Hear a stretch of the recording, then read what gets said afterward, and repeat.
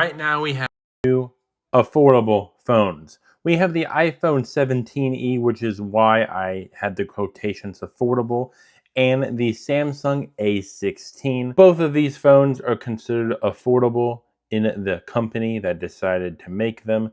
The iPhone 17e is about 6 times the price of the standard A16, which is around $100. The Samsung A16 is obviously the worst choice between the two if you go with how useful the phone is going to be long term.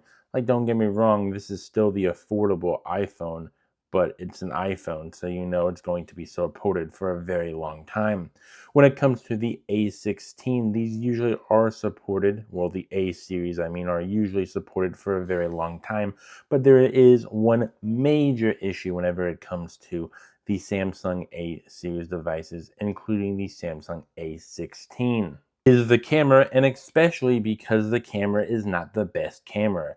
Don't get me wrong, you have a main one, I think it's right here, which is the 50 megapixels, and I think you have a 5 and a 5 ultra wide and then a telecom one, I believe. Don't quote me on that. But anyways, the camera is not going to be that good at all because the processing that this has is not going to be good compared to the iPhone 17e. I know I'm glazing the iPhone 17e, but the iPhone 17e is the best one out of the two. It just really is.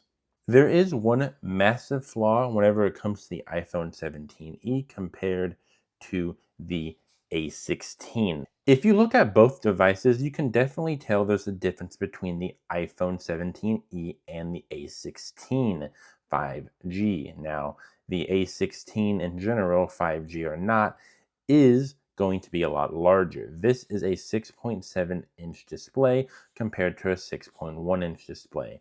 And you know, they say size doesn't matter, but size really does matter.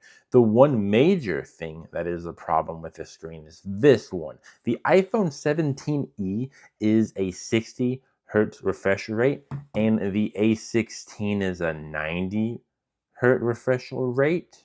What? So for some reason, this one has a way better display in the refresh rate.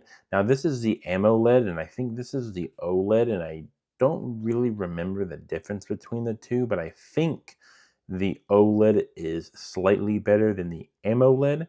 I could be wrong though, so don't quote me on that. I made an obvious and clear winner being the iPhone 17e, but do not get me wrong, the A16 is still really good, and if you think about it, probably the best for price versus performance, because you have to remember, both of these phones can talk, text, stream videos, listen to music, take photos. I mean, it does basically everything you would want in a phone is in both of these devices.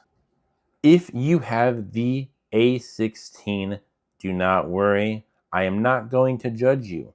This phone is still good for a majority of people out there, including third worlders. So do not get me wrong. This is still plenty good for a lot of people. There's an obvious and clear winner, but if you have this device, do not feel down, do not feel bad. You're using the device that was meant to be used, and that is still good.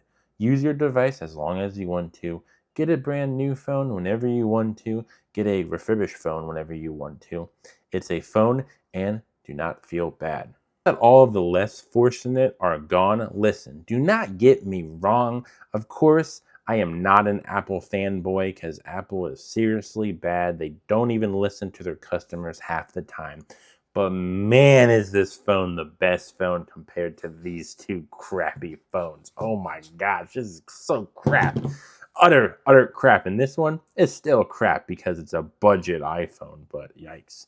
Come on. Get yourself the mainline series on both of these devices. If you have any questions, comments, or concerns, please do me a favor and leave it in the comment section down below.